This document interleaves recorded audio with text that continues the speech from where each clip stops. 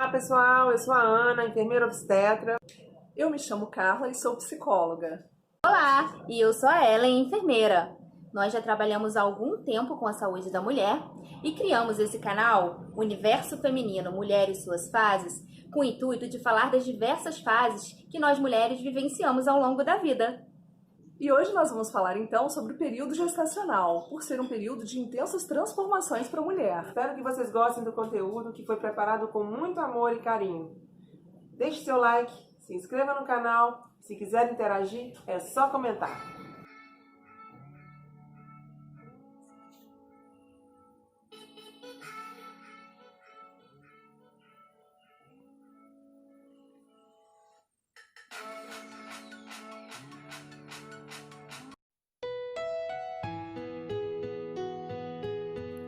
Estou grávida!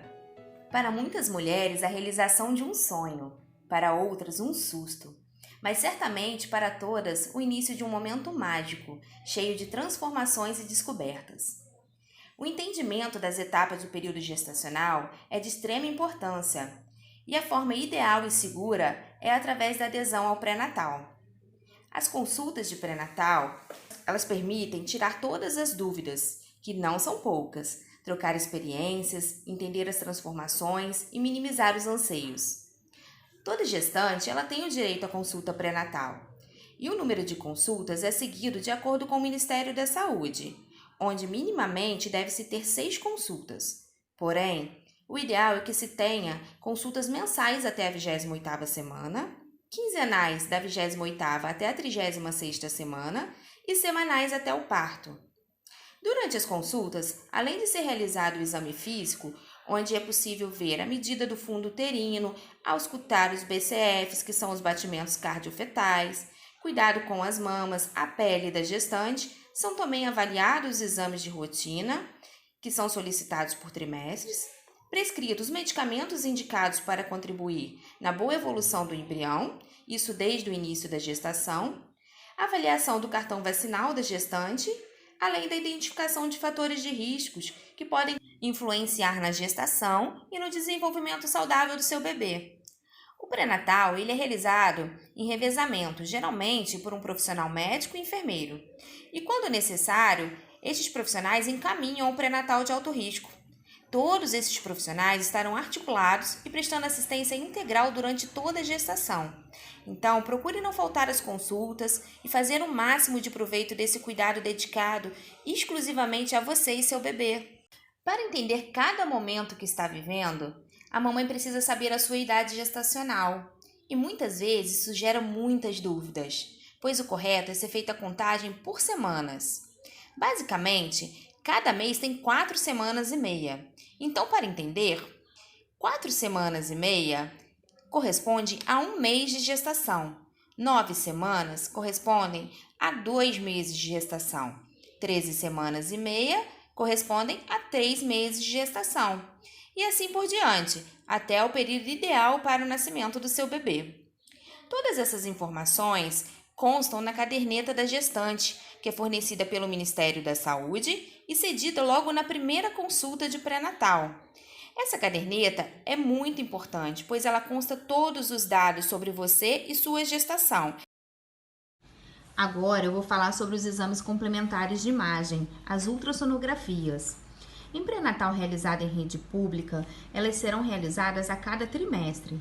Já nos serviços privados, é comum que o profissional médico solicite mais vezes durante a gestação.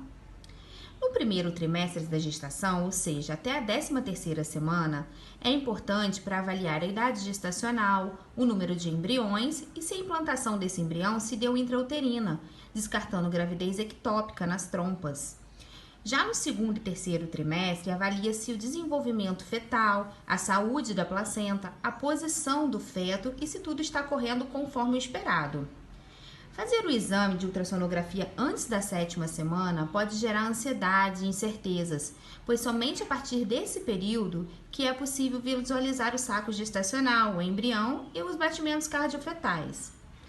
Até a 12ª semana de gestação, as ultrassonografias elas são realizadas via transvaginal e depois dessa semana ela é realizada via abdominal até o final da gestação.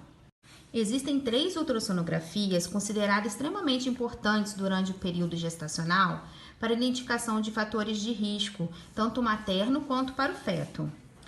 Tem a translucência nucal, que é realizada entre 11 e 14 semanas. Ela visa identificar a quantidade de líquido presente na nuca do feto, detecta possíveis problemas cromossômicos, como a síndrome de Down, por exemplo, além da identificação de malformação nos ossos, coração e vasos sanguíneos. Temos o ultrassom morfológico, que é realizado entre 18 e 24 semanas e identifica-se com maior facilidade as malformações, devido ao processo total de formação do feto. Avalia-se todos os detalhes, como o tamanho desse feto, o desenvolvimento dos órgãos e até o crescimento dos dedinhos. Ultrassom obstétrico com Doppler, realizado entre 34 e 36 semanas. Ele é importante para a avaliação dos vasos sanguíneos, a velocidade e a quantidade do fluxo sanguíneo do cordão umbilical, da placenta e para o feto. As gestantes devem aproveitar a oportunidade de maior contato com a unidade de saúde para realizar o rastreamento do câncer de colo de útero, através da coleta do preventivo.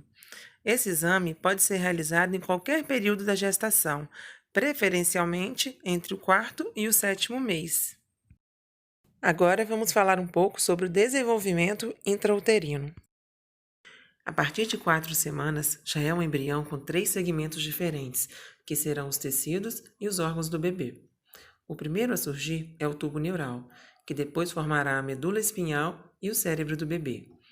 Uma protuberância no centro do embrião se tornará seu coração. Começam a se desenvolver os aparelhos digestivos e respiratório.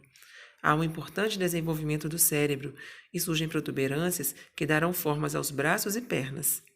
No final de 8 semanas, já estão se formando os dedos, as mãos, as orelhas e os órgãos internos. Entre a 9ª e a 12ª semana, seu rosto já está quase todo formado e os olhos já têm as pálpebras. Ela vai assumindo uma aparência humana e passa a se chamar feto. Inicia-se o funcionamento do cérebro e ele já se movimenta e mexe os braços e pernas. Já se formou o cordão umbilical. Praticamente todos os órgãos vitais estão formados e funcionando. A placenta estará fornecendo oxigênio e nutrientes e a possibilidade de eliminar seus resíduos. A partir da 13ª semana, inicia-se os movimentos respiratórios e das mãozinhas. Por volta da 16ª semana, a pele começa a engrossar. O bebê já tem cílios e sobrancelhas e seus movimentos começam a ser percebidos. O coração bate muito rápido. Na 18ª semana, ele já cabe na palma da mão e pode pesar de 200 a 250 gramas. Já consegue sugar, engolir e piscar. Seus movimentos ficam cada vez mais intensos. Entre a 27ª e a 30ª semana, ele já pesa aproximadamente 1 kg e mede cerca de 32 centímetros. Já percebe a luz fora do útero, abre e fecha os olhos. Escuta e identifica vários sons, como vozes e músicas, e pode se assustar com barulhos altos e repentinos. A partir da 32ª semana, ele já pesa aproximadamente 2 kg e já está todo formado, mas o pulmão ainda não está maduro. A pele fica coberta por um tipo de creme branco, que é o vernix, que vai proteger e ajudar no deslizamento pelo canal do parto. Os pulmões seguem se desenvolvendo para a vida fora do útero. O bebê acorda com sons fortes e se acalma com a voz da mãe. Ele tem uma rotina de exercícios que a mãe pode sentir e perceber claramente, inclusive se estiver numa posição incômoda. Vai começar a se mover com força até que a mãe mude de posição. Ele fica acordado a maior parte do tempo e atento ao exterior. Vai começando a assumir a posição fetal. O cérebro já tem o tamanho da cabeça. Vai se encaixando, sua cabeça tende a preencher a parte superior do colo uterino. Se move menos e pode nascer a qualquer momento. Falar de saúde é falar de bons hábitos. E se tratando do período gestacional, precisamos colocar em prática cuidados essenciais, como cuidado com o corpo e alimentação saudável. Em relação ao cuidado com o corpo, a gestante já ciente das modificações naturais que passa, deve ter hábitos que busquem prevenir danos futuros. Por exemplo, cuidado com as mamas, cuidado com a pele, cuidado com o ganho de peso. Todos esses cuidados são essenciais. Por exemplo, E no cuidado com a mama, é importante falar que desde o início da gestação, os seios eles tendem a ficar maiores, mais pesados e doloridos. Hábitos como usar sutiãs de sustentação, massagear as mamas, tomar sol nas mamas diariamente, uns 15 minutinhos no horário mais seguro, que seria antes das 10 e após as 16 horas. Lavar os mamilos e areolas apenas com água, não passar hidratante, pois ficaria mais sensível ainda para o processo de amamentação. As mulheres que têm o bico do seio invertido, elas devem ainda ter uma atenção maior. Massagear bastante para estimular a saída do bico para fora. É só segurar a extremidade do bico com o polegar e o indicador em movimentos rotatórios, como se estivesse aumentando um rádio. Além desses cuidados, é de extrema importância falar do hábito alimentar saudável, que influencia diretamente na minimização dos sintomas clínicos durante a gestação, no surgimento de complicações e na evolução saudável da sua gestação. Existe o ganho de peso natural durante a gestação, que varia entre 6 e 16 quilos. Porém, o aumento excessivo predispõe a macrosomias fetais. Já o aumento insuficiente do peso, ele pode estar associado ao retardo do crescimento fetal. Então, é importante que a alimentação seja feita de forma equilibrada. Vou falar agora para vocês 10 dicas de alimentação saudável. Deve-se fazer pelo menos 3 refeições e 2 lanches saudáveis diariamente. Evite ficar sem comer mais de 3 horas. Sempre toma bastante líquidos e evite doces de sobremesa. Dê preferência a alimentos em sua forma natural. Arroz e feijão fazem muito bem para a saúde e têm uma combinação equilibrada de nutrientes. Inclua leite e derivados. Reduza o consumo de gordura. Todos os dias comam verduras, legumes e frutas. Evite refrigerantes e sucos industrializados. Chocolates, doces, biscoitos recheados e guloseimas em geral também devem ser evitados. Reduza a quantidade de sal e também de açúcar no seu alimento. Consuma diariamente alimentos ricos em ferro, como carne, miúdos, feijão, lentilha, e também alimentos com fonte de vitamina C, como acerola, goiaba, laranja, caju. Pratiquem sempre atividades físicas, orientada por um profissional.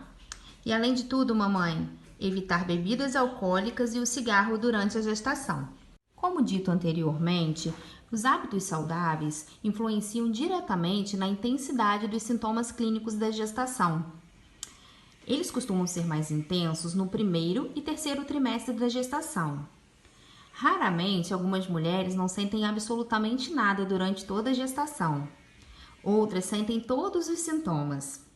Vou falar agora alguns sintomas e algumas dicas para minimizar esses sintomas. Queixas frequentes na gestação são as náuseas, vômitos, tonturas, a azia, a cialorreia, que é o excesso de salivação, a fraqueza e os desmaios, dor abdominal, cólicas, flatulência e obstipação intestinal. Todos esses sintomas mencionados, eles podem ser minimizados através de uma alimentação saudável, rica em fibras, em ferro, ingestão de bastante líquido, fracionar a alimentação, não ficar mais de 3 horas sem se alimentar. Tem-se também como queixa o corrimento vaginal, que deve ser avaliado por um profissional caso haja alteração em sua coloração, seu odor ou caso surja algum sintoma como o prurido, que é a coceira. Temos também as queixas urinárias, frequentes durante a gestação. Temos as queixas de dificuldade para respirar, que está relacionado ao aumento do útero e compressão pulmonar, ou também a ansiedade da gestante. Temos as dores nas mamas, como dito anteriormente, a utilização de sutiã de alta sustentação, a massagem nas mamas são eficazes. Dor lombar, que são as dores nas costas, buscar corrigir a postura ao sentar-se e ao andar, além de usar sapatos com saltos baixos e confortáveis. Temos também o cloasma gravídico, que são as manchas escuras no rosto. Elas são comuns na gravidez e costumam se diminuir ou desaparecer em tempo variável após o parto. A dica principal é a utilização de protetor e não expor o rosto diretamente ao sol. E, por fim, temos as estrias, que são resultados da distensão dos tecidos. É comum utilizar hidratante e óleos como medida de prevenção em seu surgimento. Entre as vacinas da gestação, temos a influenza. Além de imunizar contra o vírus da gripe, também protege de quadros mais graves com pneumonia. O risco de pneumonia na gestante é maior devido à queda da imunidade. Pode ser tomada em qualquer período da gestação, ou até 45 dias após o parto. A vacinação contra a hepatite B está no calendário oficial infantil, e quem toma as 3 doses, em geral, já está protegido por toda a vida. Entretanto, é importante a mulher ter a certeza se já foi ou não vacinada. Caso não tenha tomado as 3 doses ou não tenha certeza disso, deve realizar a sorologia da doença para se certificar se está imunizada. Deve ser administrado as 3 doses, preferencialmente a partir do 2º trimestre de gestação. Se a gestante já foi vacinada anteriormente, não há necessidade do reforço. Pelo esquema básico, deve-se iniciar ou completar as 3 doses de acordo com o histórico vacinal. A segunda dose, 30 dias após a primeira, e a terceira dose, 6 meses após a primeira dose. Gestantes já vacinadas com 3 doses da dupla adulto e com dose de reforço há mais de 5 anos, recomenda-se a administração de uma dose da tríplice bacteriana entre a 27ª e a 36ª semana de gestação. Essa dose da DTPA deve ser considerada como reforço. A depender da situação vacinal encontrada, deve-se administrar uma dose da vacina DTPA para iniciar o esquema vacinal, completar um esquema iniciado com DT ou com dose de reforço, lembrando que o esquema deve ser completado até 20 dias antes da data provável do parto. Existem algumas vacinas que não estão indicadas para gestantes. A tríplice viral, que é contra sarampo, cachumbo e rubéola, a varicela, que é contra a catapora, a febre amarela e a BCG, que é contra a tuberculose. Essas vacinas contêm vírus e bactérias vivos e atenuados. Por isso, há o risco, mesmo que seja baixo, da mulher grávida que já está com a imunidade alterada por conta da gestação acabar desenvolvendo a doença. No entanto, há exceção para a vacinação dessa mulher quando, por exemplo, ela mora em uma região com foco de transmissão, como no caso da febre amarela, de modo que deve ser avaliado o risco-benefício.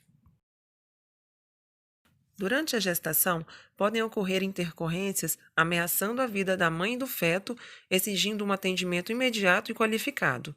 Eu vou falar agora alguns sinais indicativos de urgência e emergência obstétrica, e diante desses sintomas, deve-se sempre procurar um atendimento hospitalar. O primeiro deles seria o caso de sangramento vaginal. São as síndromes hemorrágicas. Ela pode ser devida a um descolamento prematuro de placenta, placenta prévia, independente da dilatação cervical e da idade gestacional. A pressão elevada, que mesmo após o uso de medicamentos, ela se mantém acima de 140/90. Pré-eclâmpsias, eclâmpsias, que são as crises convulsivas, suspeita ou diagnóstico de pielonefrite, que é a infecção do rim, inflamação das membranas fetais, do líquido amniótico ou de placenta, suspeita de trombose em gestantes, que se manifesta por dor no membro inferior, sinais de infecção, edema, que é um inchaço localizado, ou varicosidade aparente, a perda de líquido vaginal em pequena ou grande quantidade, mas de forma persistente, o trabalho de parto prematuro, que são as contrações e modificações do colo uterino em gestantes com menos de 37 semanas, a febre, na ausência de sinais e sintomas clínicos de infecções de vias aéreas superiores, suspeita ou diagnóstico de abdômen agudo em gestantes, seria dor abdominal em geral, de início súbito, progressivo, que costuma associar-se a doenças de resoluções cirúrgicas, como a apendicite, a colecistite, a pancreatite, entre outras. Vômitos incoercíveis que não respondem ao tratamento medicamentoso, a restrição do crescimento intrauterino, que é quando o feto não atinge o tamanho esperado ou determinado pelo seu potencial genético, e está associado a um aumento da morbidade e da mortalidade perinatal. Os fatores envolvidos nessa etiologia podem ser de origem materna, placentária ou fetal. O oligodrâmino, que é a acentuada redução do volume do líquido amniótico, e o óbito fetal. Agora eu vou falar um pouquinho sobre os tipos de parto. Normal ou cesárea? Qual o melhor? Na maioria dos casos, o parto vaginal é a maneira mais segura e saudável para o nascimento do bebê. As cesarianas devem ser realizadas somente quando há algum risco para a mãe ou para o bebê. Nos hospitais privados, as taxas de cesariana costumam ser bem maiores. Talvez um dos maiores motivos são o tempo do profissional. Uma cesariana dura aproximadamente 45 minutos, enquanto um parto normal pode durar mais de 8 horas. Um mito que favorece na escolha da cesariana entre as gestantes é o medo de sentir dor na hora do parto normal. Isso é algo cultural. Quando chega a um nível intolerante da dor para a gestante, cabe à equipe de saúde utilizar-se de recursos para amenizar seu sofrimento, como técnicas de respiração, massagem na lombar, fazendo movimentos circulares nas costas das gestantes, ajudando no seu relaxamento, exercícios com a bola, o banho de água quente, estimular a mudança de posições, além do uso de métodos farmacológicos. É de suma importância a presença de algum familiar ou de alguém da confiança da gestante para dar apoio e participar junto com ela deste processo. A cesariana também não deve ser encarada sempre como uma vilã. Em alguns casos, quando há risco iminente de morte para a mãe ou para o bebê, ela se torna a alternativa mais adequada, como, por exemplo, em situações de distócias, descolamento da placenta, que é quando a placenta se separa da parede do útero, impedindo que o bebê receba oxigênio e nutrientes. Em casos de malformações cardíaca materna, que impeça de fazer esforço no parto normal, em situações de hipertensão, pré-eclâmpsia ou eclâmpsia, em situações de desproporção cefalopélvica, que é quando a pelve materna não é larga o suficiente para permitir a passagem da cabeça do bebê, na apresentação pélvica ou córmica, que é quando o bebezinho está sentado ou transverso, em situações de cesarianas anteriores, que existe um risco maior de ruptura do útero e outras situações especiais. Agora eu vou fazer um comparativo entre a cesárea e o parto normal. No parto normal, tem-se uma recuperação mais rápida, menor risco de complicações, uma amamentação mais fácil. Já na cesárea, além dessa recuperação ser mais lenta e ter um risco maior de complicações, tem um risco também aumentado do neném nascer prematuro e desenvolver alergias e problemas respiratórios na idade adulta. O trabalho de parto. Quando ir para a maternidade? Eu vou falar agora alguns sinais de trabalho de parto. O primeiro é a ruptura das membranas, que é quando a bolsa estoura. A quantidade de líquido amniótico que escapa da bolsa e flui para fora da vagina difere de mulher para mulher. Para algumas, é um pingo, para outras, pode ser um jorro. Em algumas mulheres, pode ocorrer durante o parto, em vez de antes dele. O outro seria a perda do tampão mucoso. Nem todas as mulheres notam essa secreção. Em algumas, as contrações começam antes de o tampão mucoso ser secretado. Ele não é motivo para preocupação. Um outro seria as contrações uterinas regulares. No início, parecem cólicas menstruais ou uma dor nas costas que vai e vem em intervalos de 20 a 30 minutos. Aos poucos, essa dor vai se tornando mais forte e dura mais tempo. As contrações também se tornam mais frequentes, até que elas vêm em intervalos de 3 a 5 minutos. É comum, a partir de 39 semanas, a gestante começar a sentir contrações intensas e duradouras, que atingem todo o abdômen, como se fossem cólicas fortes. Quando essas contrações começarem a acontecer a cada 3 minutos e tem-se a dilatação do colo uterino de aproximadamente 4 centímetros, é sinal de que o bebê está prestes a nascer. Se estiver em casa, deve se dirigir para a maternidade. Quando o colo do útero estiver totalmente dilatado, ou seja, com 10 centímetros de abertura, e as contrações se tornarem muito doloridas, as paredes do útero farão pressão sobre o bebê e, em conjunto com o esforço da mãe, impulsionarão a criança para fora. O processo entre sentir as primeiras dores e chegar ao nascimento pode durar até 12 horas. Caso a gestante chegue a 41 semanas e não tenha entrado em trabalho de parto, deve ser encaminhada à maternidade para avaliação médica. É importante avaliar a condição do colo uterino, a paridade e as possíveis patologias existentes. A mulher deve ser orientada das vantagens e desvantagens da indução do parto, da cesariana e do aguardo pelo trabalho de parto espontâneo. A decisão deve ser tomada em conjunto com a equipe que avaliará caso a caso. E o aspecto emocional durante a gestação? Como fica? Como ficam as ideias, os pensamentos e a cabeça da grávida? um turbilhão de sentimentos, não é verdade? Durante a gravidez é muito comum sentimentos ambivalentes, ou seja, sentimentos positivos e outros nem tanto, que são aí as preocupações e ansiedades diante do novo período que se inicia. Com isso, a gente percebe muitos momentos alegres, de desejo e outros nem tanto. E é primordial conseguir reconhecer que não seja um momento somente de alegrias. O que ocorre é que a mídia, durante todo o tempo, prega que exista uma gravidez plena, não é verdade? Então, assim, a gente vê as fotos das mulheres grávidas e felizes, e aí quando se está grávida pensa, mas eu não estou exatamente dessa forma, será que tem algo de errado? Não tem.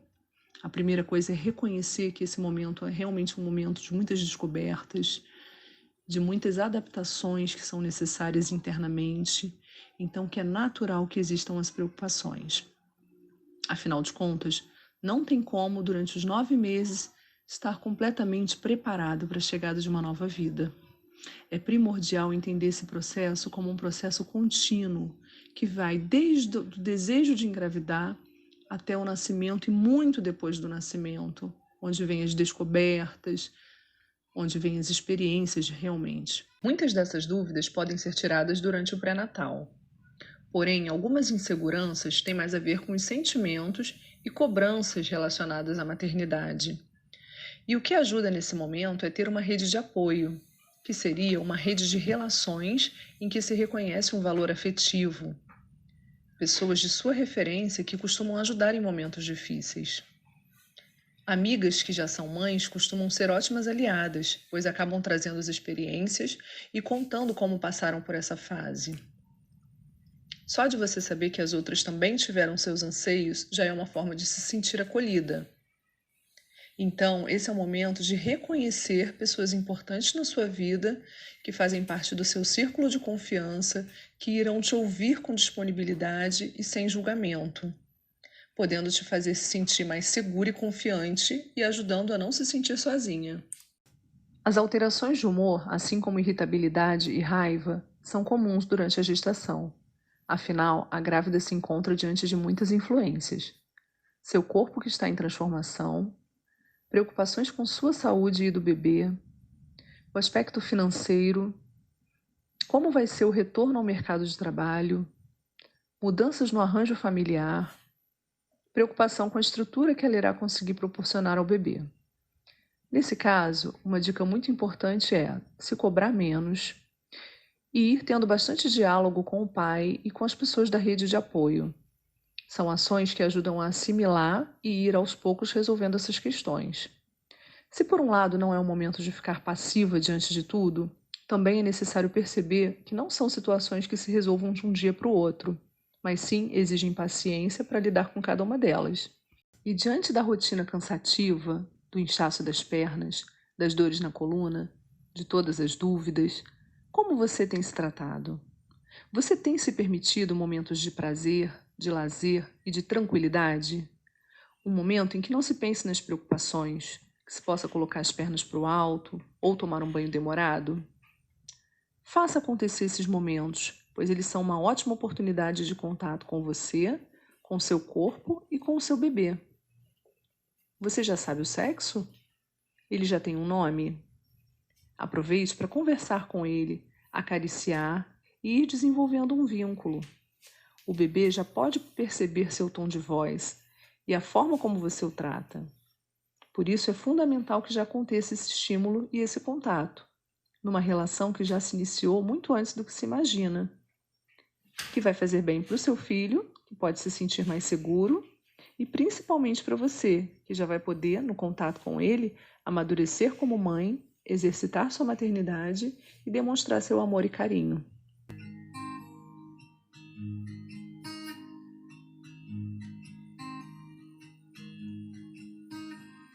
Um mês o tempo voa, eu já sou, e você nem descobriu. São 2 e chega perto, mas eu ainda sou pequeno demais, viu?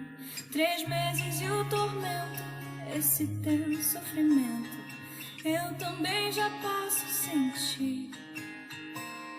Vê se aquieta o coração pra quando eu sair daqui. Talvez eu dê trabalho, uma vida de despesas, mas por favor me deixa ficar. E se por um acaso eu não tiver seus olhos, você ainda vai me amar. Eu sei que a ansiedade é quase uma inimiga, mas eu não quero ser confusão. Então, por favor, me deixa na sua vida, mas vê se aquieta o seu coração.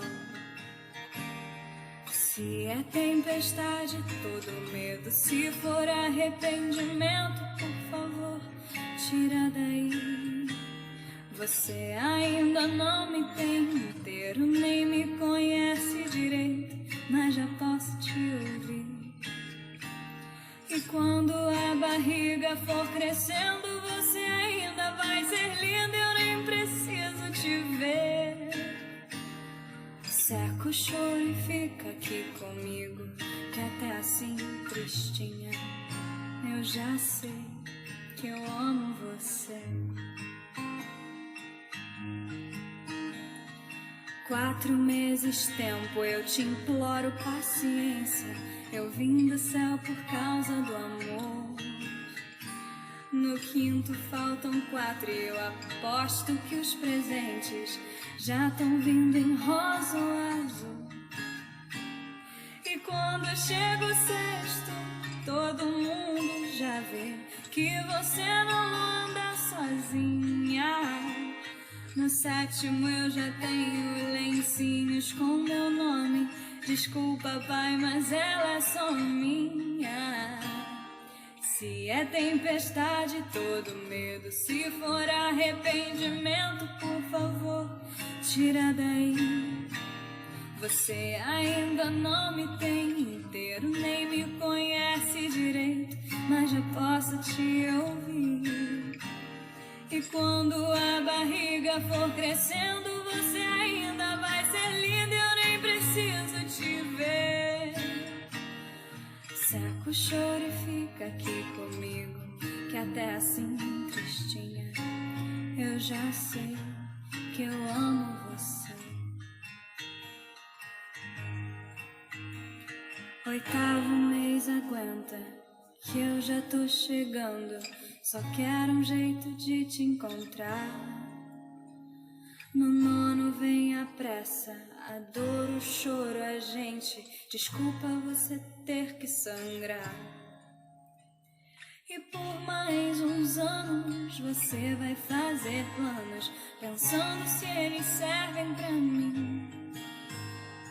E eu vou te acordar bem de madrugada, você vai me amar mesmo assim.